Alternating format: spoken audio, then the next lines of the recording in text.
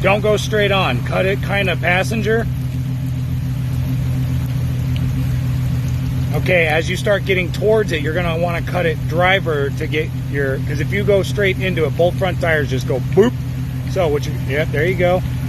Now start cutting it driver. There you go. Once you get across it at an angle like that, then cut it towards here. There you go. Turn it, turn it. There you go. All right, slow down. Slow down, dickhead.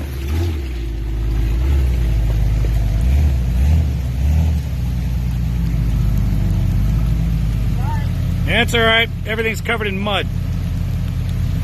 All right, do exactly what he did. You saw him what he did.